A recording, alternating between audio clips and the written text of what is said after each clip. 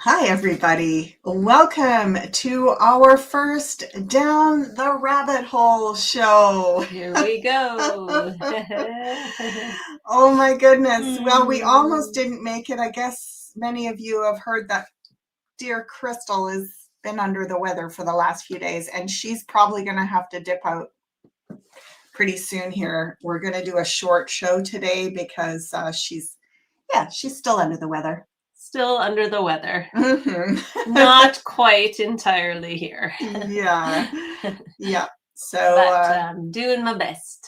we thought, well, we didn't want to cancel the show just because we've done all this promo to kind of get it happening for the first one. So Yeah. we're just going to show up here, answer a few questions, give you a bit of the lay of the land about how the show is going to go, and then we'll come on for a full hour next week, starting next Thursday. So yeah, so lovely to see many, many familiar faces.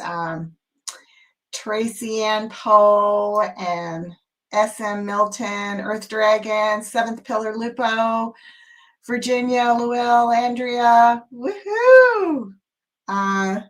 Vink Molly too, some familiar names and a Monica few, Murray. Monica Murray, Hello. a few that I don't recognize, but yeah, it's just so awesome to be here sharing with all of you. And what a cool concept, right? This show, Jean-Claude said, hey, ASHALA and Crystal, we'd love you to do a mother and daughter show. By the way, for those of you that don't know, Crystal is my lovely daughter, and we are actually cohabitating at this time. We share a home. We share a home. We've been doing that on and off for the last few years, and we're last 2 years for my whole life. Oh yeah, right. On and off. I guess we did when you were a child too, right? Yeah. Anyway, Jean-Claude was like, yeah, it would be really fun to get the two of you doing a show together. And for those of you that have been watching us, we've been doing a show together on my YouTube channel, ASHALA Yardley YouTube channel, for like the last year and a bit, I guess. So we've been doing a weekly live Q&A, and some of you have come to those shows almost every week. So it's really fun that now we get to bring this kind of energy to the Beyond Mystic audience, the whole Beyond Mystic audience. Can we make us bigger now? Sure, yeah. They know what the show looks well, like. So I just want to take a minute to go through our little promo things here too, right? Okay, gosh, you got me all confused, Crystal. Yes, here we go. So you can find both Crystal and I. You can book a 1 hour tarot reading session with Crystal, 1 hour psychic tarot reading session with ASHALA. I mean, I guess we're both doing both of those things, but they sound a little bit different. And to be fair, our sessions are a little bit different. Absolutely.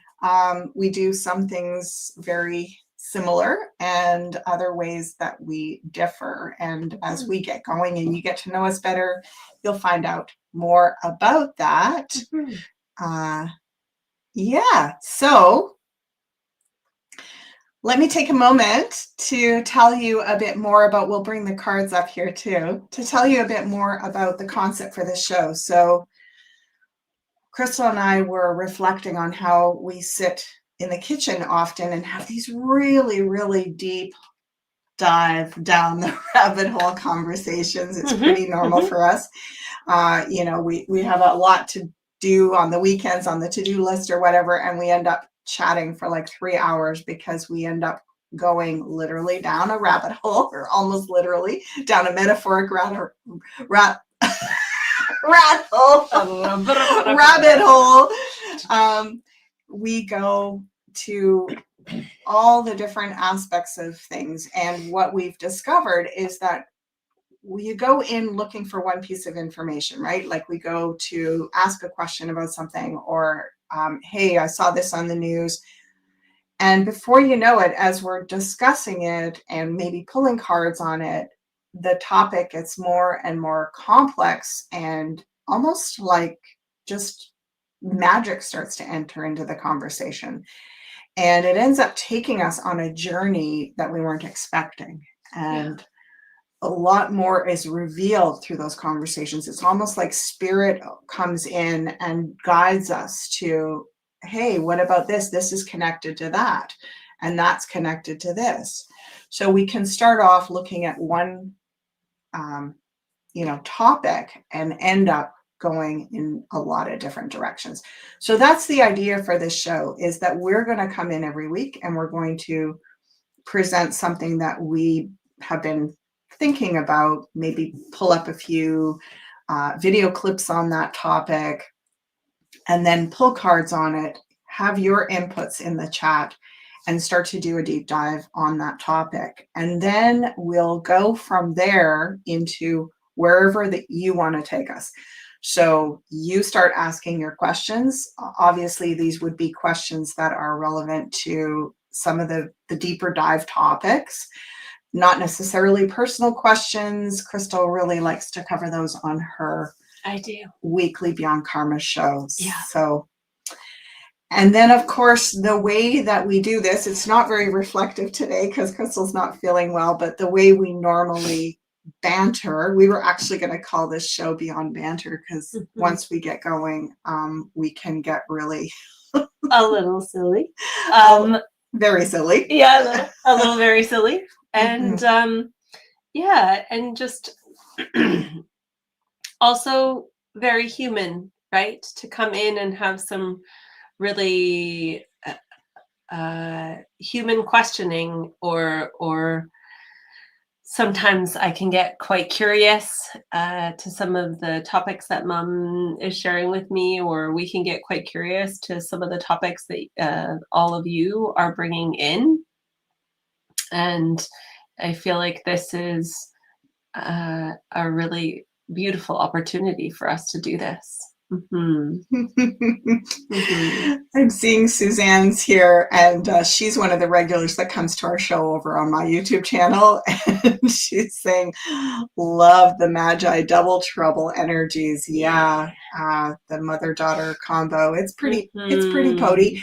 And just for reference, so that you don't worry about us, we both have fire moons. I have a moon in Aries, and Crystal has a moon in Sagittarius. So we're a little spicy with each other. We get sparky, and it means nothing. Like, well, it doesn't mean nothing, but it means that we can actually really rant and banter, and that's all kind of part of the sharing. And it actually helps us to, I think it's a way that we get to kind of relax and be ourselves and unleash some of that, like, where else can you let that out and be like, oh my God, this is crazy, or poke fun at our reactions to things and so on. So we get pretty playful, and just give you the heads up about that for now. Probably not going to be much of that happening today, but you never know. So we did not bring a topic for today because we're going to just do a half-hour show today so that Crystal can go back to bed. And we do have a topic planned for next week, and that topic is going to be on basically a deep dive down the rabbit hole on local food security and how... And global. Well, to a certain extent. Local and global food security, and how much has shifted even in the last few weeks, the last few months, definitely the last few years. We'll look at that the great transfer of agricultural land, and we found some really awesome interviews and sites that are talking about this. What was the one that you were looking at today? What was the name of the site? Good question.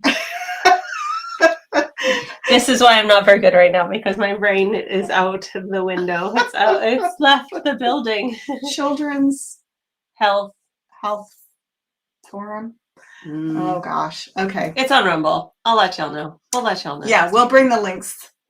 This is most of you will probably know this site. These guys have been doing great work all the way through the craziness over the last 5 years. And so they have some good interviews up there about this topic. And I was also wanting this show to align with the season of the year and with the astrology of where we're at. So we're right now we've come to the end of the Virgo season, but I thought, well, let's just grab the last little bit of that Virgo energy and talk about food, because Virgo is, among other things, it controls, it's the sign that is responsible for agriculture, the health of the gardens, the harvests, and so on. So I thought, let's talk about that. Let's catch that last little bit of Virgo energy coming into harvest season here in the Northern Hemisphere and planting season in your gardens and in the agricultural community in the spring in the Southern Hemisphere.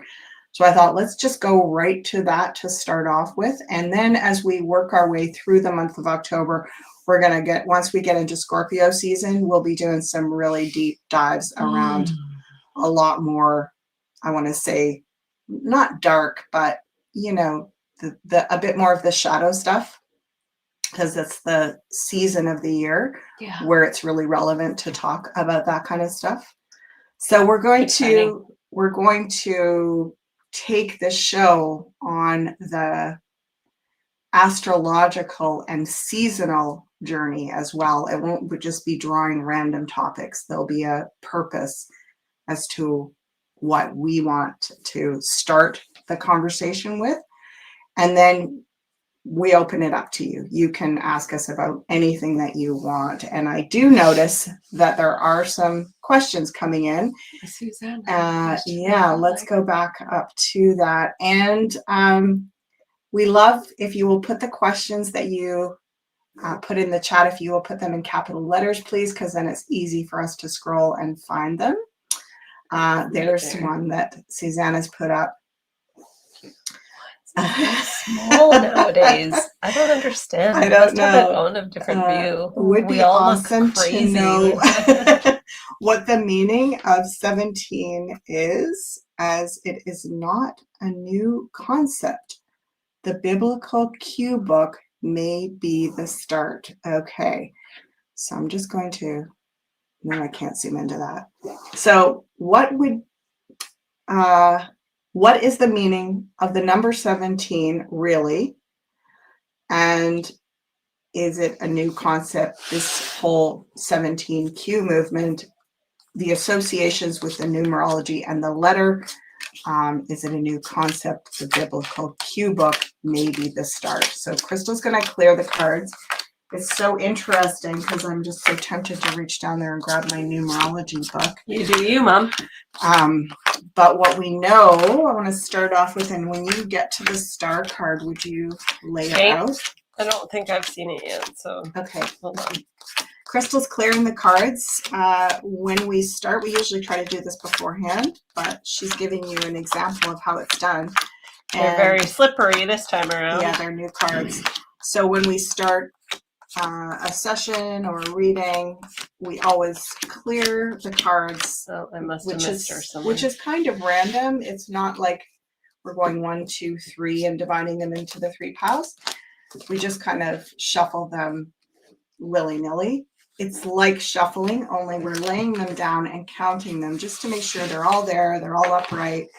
It's a way of kind of checking in with your deck and just getting grounded in preparation for doing some divination. The big work. Yeah, the big, beautiful work. So this card, let's make this bigger. That's me. There we go. This is the card number 17. Do you see the Roman numerals there? The XVII. That is the number 17. And in the tarot, it is the star card. So what I like to acknowledge with the number 17 as well is that it has the number 1 and the number 7.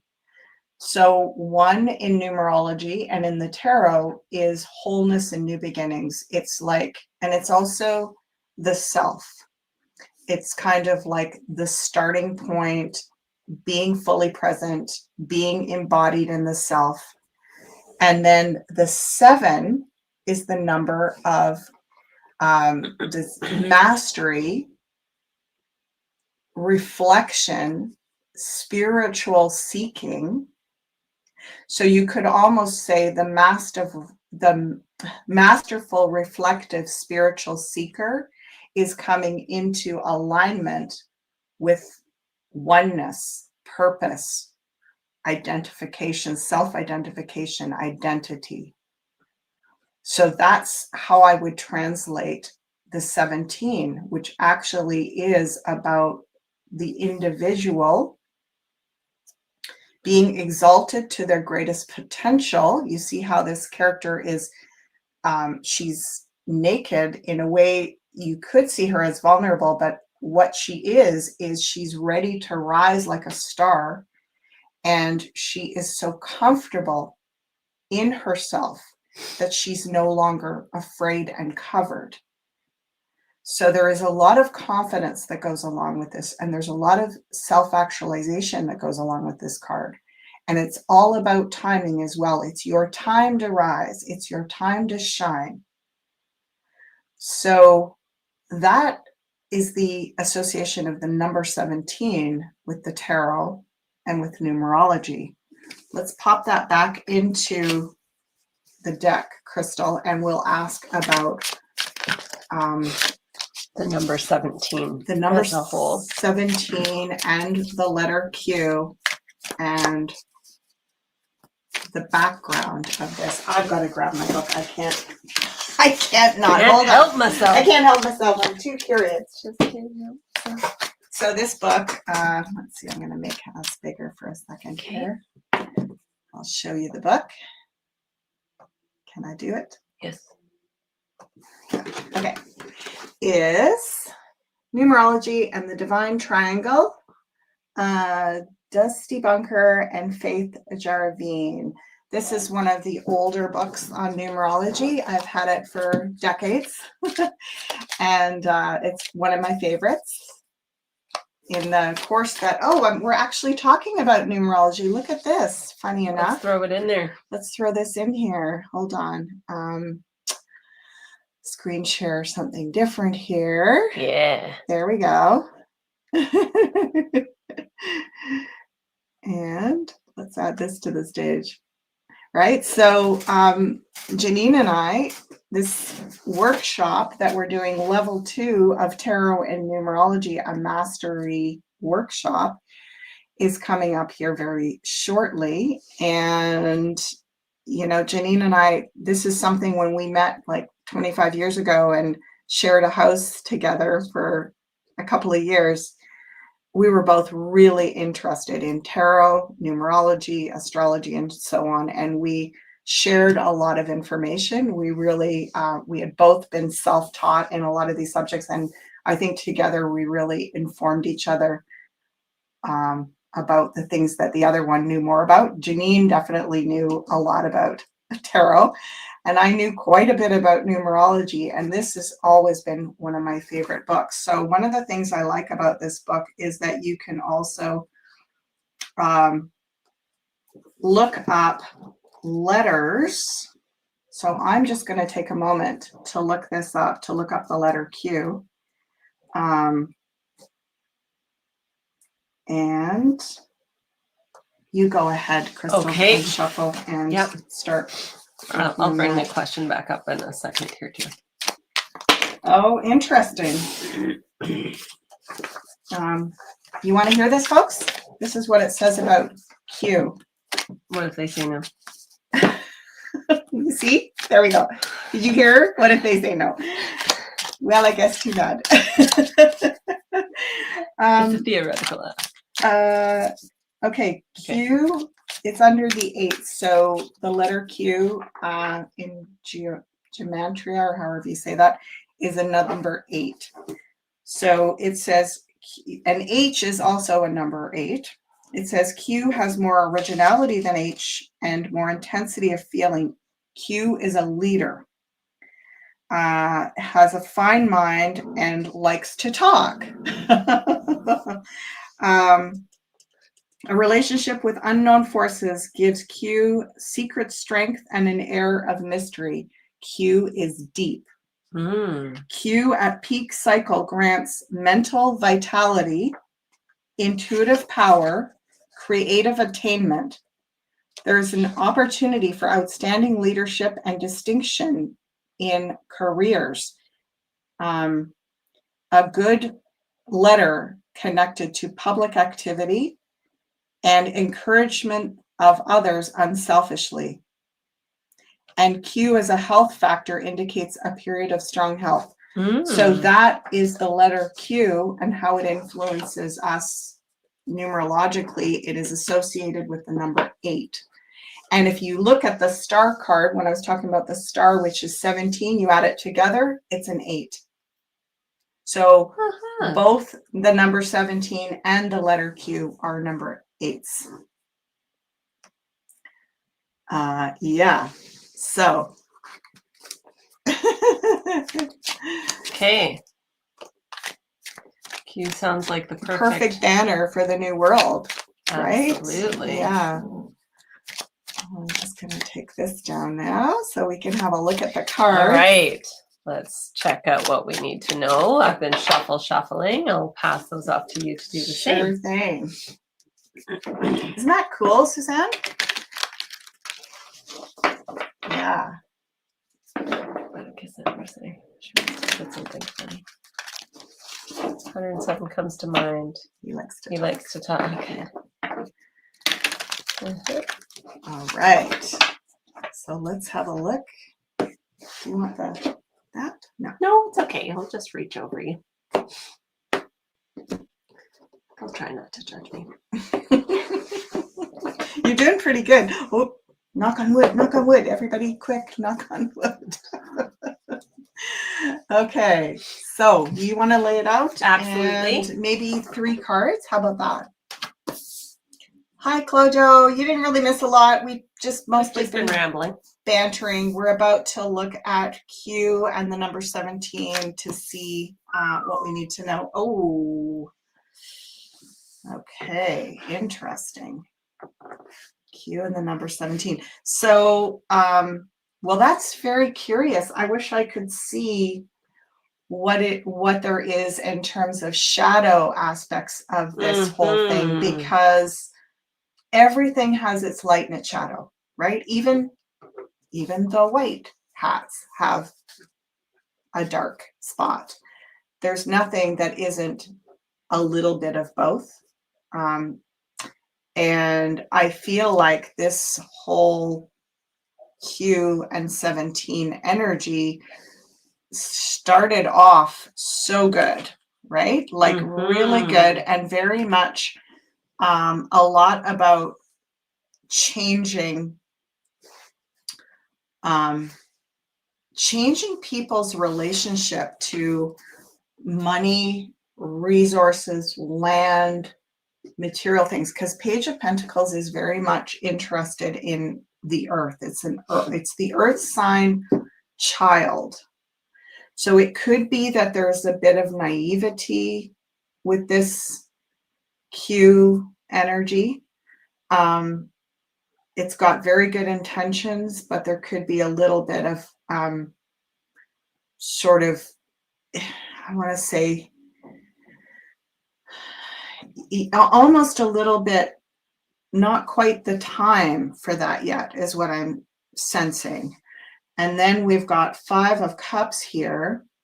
So the 5 of Cups is sorrow, almost like Q starts off with really good intentions. We saw that, what was the descriptor of it in this book.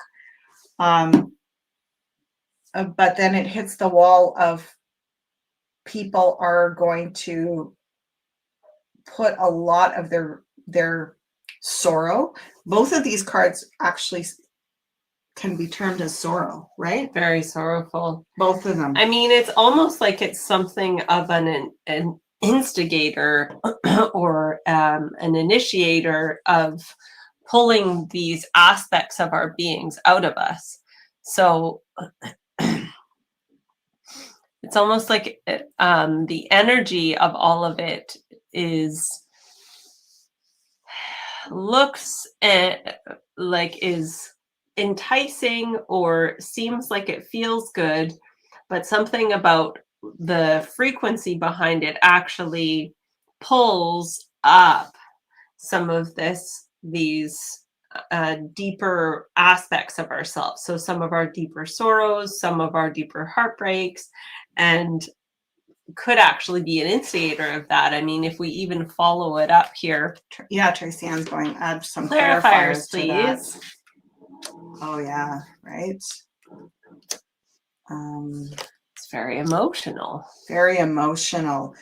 The Yeah. whole thing is so emotional. Yeah, it's almost like stepping into a lot of reaction where people also misinterpreting and like putting a lot of their I want to say unhealthy emotional attachment onto this movement. You know, it's interesting because we're talking about leadership, but you notice the only sword here is this one, 3 of Swords. So it feels like Q17 needs to lead by in the physical realm first and talk second. So it's so interesting to me that so much of the Q movement has been about intel drops, right? Which is, and people just go kind of, it's almost like being angry at the messenger or something like that. Like I feel like there's just, it gets bowled over by people's emotional attachments.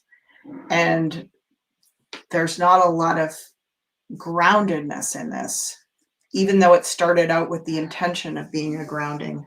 It also may have started out with that intention, but it actually doesn't have that much of a leg to even stand on. Ooh. Right? Because I mean, yeah, it is something tangible, but it also is only tangible to the extent that it's a page in the material, right? Well, interesting too, because Tracy Ann is saying the normies only see the physical, and it's almost like the truthers only see the non-physical. Like we gotta, you know what I mean? Like and I think that there's a lot of cloudiness in between those two. Like it's almost like we need to be a bit more grounded with our, like what we do, how we put into practice our movement. And they obviously need to open their ears and their eyes more. But just having your ears and eyes open, like Crystal's saying, there's not a lot to stand on in terms of, I feel as though the original intention of this was to have more effect on the financial and the, like resource-based reality. But it got sort of hijacked into this emotional movement of like being so on the mission, like the cause took over and the mission got lost in it all or something. The reason, it's almost like the cause took front and center, if that makes sense. Yeah, John Dizzle says, going with the theme, this leaves a lot of questions. He was also saying back there that, you know, as we start going down the rabbit hole, questions bring more questions, bring more questions. Truth, right? That is the theme. That 4 of Cups, they just don't see the truth. Yeah, and that they have weaponized the public's emotions. Well, you know, the normies don't see the truth, and we don't act on the truth we see as much as we could, right? So actions speak louder than words is what I'm being shown here. And yeah, right? Emotions are so human, though. Makes sense. It does. It does. And I mean, that's kind of where I was going with that, was like, it feels like, with it not being, you know, again, we've got another page. So there's something in it that is not very mature. Yeah, it's not very mature, and it's meant to stir up these sort of surface or these not as advanced parts of ourselves are coming to the surface through this. So whether, what do we need to do to be activated into the full potency of the 17, like the star, or activated into our being leaders of the world, like Q energy, we are needing to look at where are we still very much living in these emotionally reactive or younger response realities in our world that are really tied up in a lot of distraction, disappointment, fear, a lot of the illusion of this.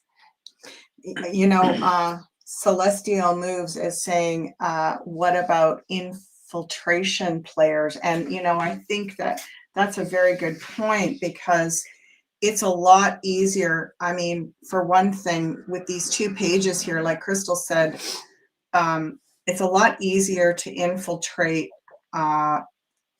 when we are not super grounded in our beliefs. And what I mean by grounded in our beliefs is that we are bringing them into 3D. Like we're turning them into action that is like going to create change. And it's not just change in ideas. We've been working in the idea realm as truthers, and they're saying we need to get, like this is suggesting we need to get the Q movement originally was designed to change the 3D. So we need to apply ourselves more in 3D with the principles that we've discovered in the truther realm. That it's time for us to like really put those principles into action. And this has been my kind of go-to thing for years. I'm really passionate about living by these truths as opposed to just living and expressing them, but actually somehow living them. So and making a difference in the material realm with them. Obviously, shifting the way we spend our money, huge, right? It has a huge, not only what kind of money we're turning to these new systems, these new financial systems, be it cryptocurrency and precious metals and so on. We're focusing on these things not just to like make money, right? A lot of people, I think, got into it because they wanted to make a big profit on it as an investment, but it's actually a movement to transition away from, like, unplug ourselves off the old currency grids and create our own currency grids. So that is a way that we are living in the 3D by the truths that we are, discovering. And it's a lot harder for infiltration players to destabilize us when we are grounded. If you think about, if you don't have, like, if you're really grounded and someone comes up and pushes you, but you've got a low center of gravity and you're really like in your body, it's harder for them to push you over. If you're like floating up in the air or like, just disassociated from a lot of this, I feel like us truthers, we're kind of distracted and the normies are disassociated. It's so easy to be pushed off center, right? It's so easy for the infiltration players to manipulate us. So we want to ground, and that does involve being more connected and living our truth in 3D. Tracy, I agree with you. Money's not real.